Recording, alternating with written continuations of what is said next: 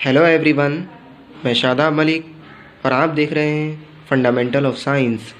तो चलिए आज का टॉपिक स्टार्ट करते हैं।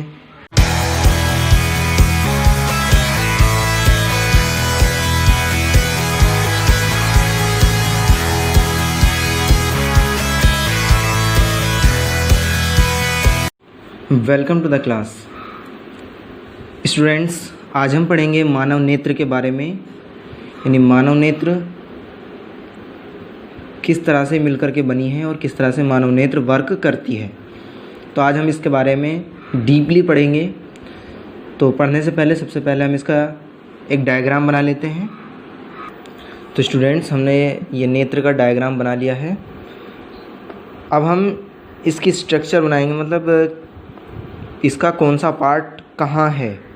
क्लियर? तो राइट भी करते चलेंगे साथ साथ और इसको समझते भी चलेंगे। जैसे कि स्टूडेंट, सबसे बाहर का पार्ट होता है इसका दृढ़ पटल।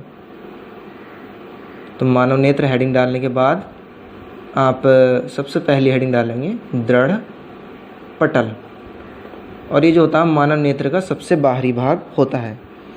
तो इसमें लिखेंगे दृढ़ पटल में नेत्र का गोला बाहर से एक दृढ़ व अपारदर्शी श्वेत परत से ढका रहता है, जिसे दृढ़ पटल कहते हैं। उसके बाद हेडिंग डालेंगे आप कॉर्निया। तो देखिए स्टूडेंट, कॉर्निया इसमें होती है, ये पार्ट इसका कॉर्निया कहलाता है। कॉर्निया।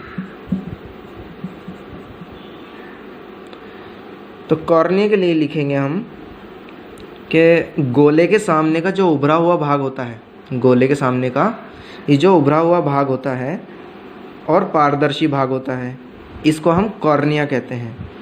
नेत्र में प्रकाश इसी से होकर प्रवेश करता है। क्लियर? और आपको एक मेन चीज़ और बता दें कि जब आई डोनेट की जाती है तब पूरी आई डोनेट नहीं की जाती, बल्कि सिर्फ ये कॉर्निया डोनेट की जाती है। ओके? यदि कोई व्यक्ति नेचुरल अंधा नहीं है और किसी वजह से अंधा हो चुका है, तो उसको जब नेत्र डोनेट की जाएंगी तो उसको सिर्फ कॉर्निया डोनेट की जाएंगी। यानी किसी वजह से सपोज़ करो किसी व्यक्ति की आंखें चमक लगने से ख़राब हो गई, तो कॉर्निया ख़राब होती हैं अधिकांशतः। क्लियर? तो जब भी आई डोनेट होती हैं तो आई डोनेट में पूरी आई डोनेट नहीं की जाती, सिर्फ ये कॉर्निया डोनेट की जाती है। क्लियर? उसके बाद हेडिंग डालेंगे आप आइरिस। तो आइरिस जो होता है वो इसके पीछे का कलरफुल भाग होता है, यानी ये जो है इसको हम कहते हैं ये आइरिस है, ये पार्ट। क्लियर? ये क्या है? आइरिस। ठीक? और आइरिस हेडिंग डालने के बाद लिखेंगे कॉर्निया के पीछे एक रंगीन अपारदर्शी झिल्ली का पर्दा होता है, जिसे आइरिस कहते हैं। ठीक?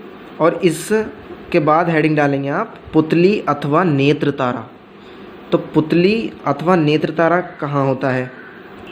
तो स्टूडेंट्स, ये जो आइरिस के पीछे, यानी आइरिस का ये पर्दा है, इस पर्दे के बीच में एक छोटा सा छिद्र होता है। क्लियर?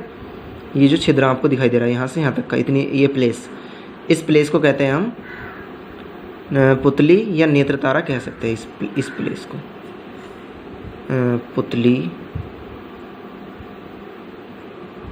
या नेत्र तारा हम इसको। और स्टूडेंट्स, पुतली की एक विशेषता ये होती है कि जब अधिक प्रकाश होता है तब ये अपने आप छोटी हो जाती है, और जब प्रकाश कम होता है तब ये अपने आप बड़ी हो जाती है। तो इसका मतलब ये है कि ये जो है प्रकाश की सीमित मात्रा को ही अंदर जाने देती है। क्लियर? अब आइरिस के ठीक पीछे हेडिंग डालेंगे अब नेत्र लेंस। ये होता है लेंस। तो आइरिस के ठीक पीछे कौन होता है? लेंस होता है। तो ये है हमारे पास लेंस, या नेत्र लेंस भी कह सकते हैं इसे, नेत्र लेंस। ओके? तो आइरिस के ठीक पीछे नेत्र लेंस होता है, और ये जो नेत्र लेंस होता है इसके पिछले भाग की वक्रता त्रिज्या छोटी और अगले भाग की वक्रता त्रिज्या बड़ी होती है। ये कई सारी परतों से मिलकर बना होता है और जिन परतों के अपवर्तनांक बाहर से अंदर की ओर जाने पर बढ़ते जाते हैं। अगर हम इसके बीच के अपवर्तनांक की, बीच की वाली परत जो है, इसके अपवर्तनांक की बात करें तो इस परत का अपवर्तनांक होता है 1.44। कितना होता है? 1.44 होता है। और ये जो लेंस होता है ये मांसपेशियों के बीच में टिका होता है। ये जो आपको दिखाई दे रही है ये क्या है? यहाँ पर मांसपेशियाँ हैं, मांसपेशियाँ, ये ठीक है स्टूडेंट, ये जो है ये क्या है? ये मांसपेशियाँ हैं। क्लियर? और एक बात और है, इसकी ख़ास बात यह है कि इस लेंस में अपनी फोकस दूरी को बदलने की क्षमता होती है। क्लियर? यानी ये अपनी फोकस दूरी को कम भी कर सकता है और बढ़ा भी सकता है। ठीक। और उसके बाद ये जो कॉर्निया है और ये जो नेत्र लेंस है, इसके बीच में एक द्रव भरा होता है जो कि नमकीन पारदर्शी द्रव होता है और इसका अपवर्तनांक होता है 1.336। कितना होता है? 1.336 होता है इसका अपवर्तनांक।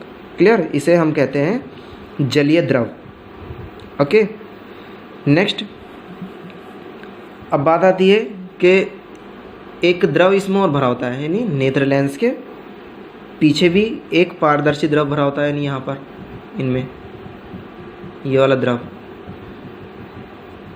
यहाँ पे भी एक द्रव भरा है। इसको कहते हैं हम कांच द्रव। क्या कहते हैं? कांच द्रव। और इसका अपवर्तनांक भी 1.336 ही होता है। क्लियर? आगे चलते हैं। दृढ़ पटल के नीचे की जो पट्टी कहलाती है इसको हम कहते हैं कोरोइड। इस परत को हम कहते हैं कोरोइड। तो स्टूडेंट्स कोरोइड में लिखेंगे, जैसे कि हेडिंग डाल सकते हैं हम कोरोइड, और उसके बाद लिखेंगे इसमें दृढ़ पटल के नीचे काले रंग की एक झिल्ली होती है जिसे हम कोरोइड कहते हैं। यह प्रकाश को शोषित करके आंतरिक परावर्तन को रोकती है। इसका काम होता है प्रकाश का शोषण करना और आंतरिक परावर्तन को रोकना। क्लियर? और उसके बाद हेडिंग डालेंगे रेटिना। तो रेटिना कहाँ होगी? कोरोइड के नीचे, यानी इस झिल्ली के नीचे भी, यानी कोरोइड के नीचे भी एक पारदर्शी झिल्ली होती है जिसे हम रेटिना कहते हैं। क्या कहते हैं? रेटिना कहते हैं, यानी ये वाली जो पारदर्शी फिल्म है। वास्तव में जो रेटिना होती है ये जो है प्रकाश शिराओं की एक फिल्म होती है और ये शिराएं जो होती हैं वस्तु के रंग, रूप और मतलब जो वस्तु का प्रतिबिंब बनेगा उसका रूप कैसा होगा, उसका रंग कैसा होगा और उसका आकार कैसा होगा, इन चीज़ों का ज्ञान कहाँ पहुँचाती है? मस्तिष्क में पहुँचाती है। क्लियर? यानी यहाँ से जो है ये प्रकाश शिरा जा रही है, इसको हम कहते हैं प्रकाश शिरा। क्लियर? और उसके बाद प्रकाश शिरा के पास में एक बिंदु होता है। क्लियर? इस बिंदु को कहते हैं हम अंध बिंदु। क्या कहते हैं?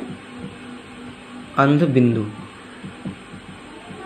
तो अंध बिंदु में कुछ इस तरह से लिखेंगे कि जिस स्थान पर प्रकाश शिरा रेटिना को छेदकर मस्तिष्क में जाती हैं उस स्थान पर प्रकाश का कोई प्रभाव नहीं पड़ता और इस स्थान को हम अंध बिंदु कहते हैं। क्लियर? और उसके बाद रेटिना के बिल्कुल सामने बीचों बीच में यहाँ पर एक बिंदु होगा, बिल्कुल बीच में। इस बिंदु को हम कहेंगे पीत बिंदु। पीत बिंदु।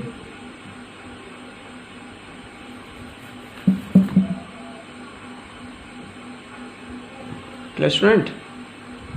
इसको हमने कह दिया पीत बिंदु। तो पीत बिंदु पर जो भी प्रतिबिंब बनता है सबसे ज़्यादा स्पष्ट दिखाई देता है। क्लियर? तो पीत बिंदु को कुछ इस तरह से डिफाइन कर सकते हैं कि रेटिना के बीचों बीच एक पीला भाग होता है जहाँ पर बना हुआ प्रतिबिंब सबसे अधिक स्पष्ट दिखाई देता है। इस बिंदु को हम क्या कहते हैं? पीत बिंदु कहते हैं। क्लियर? तो ये थी नेत्र की स्ट्रक्चर।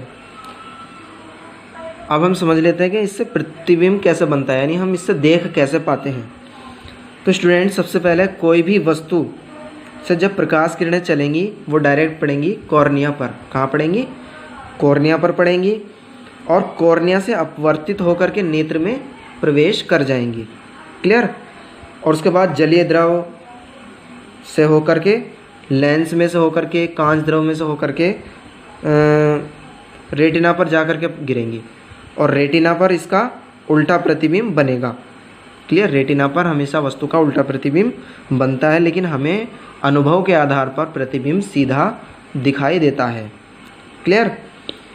अब प्रतिबिंब जैसे ही यहाँ पर बनेगा तो इसका संदेश कहाँ पहुँचेगा? प्रकाश स्राव द्वारा हमारे मस्तिष्क तक पहुँच जाएगा और अनुभव के आधार पर हमें प्रतिबिंब सीधा दिखाई देगा। क्लियर?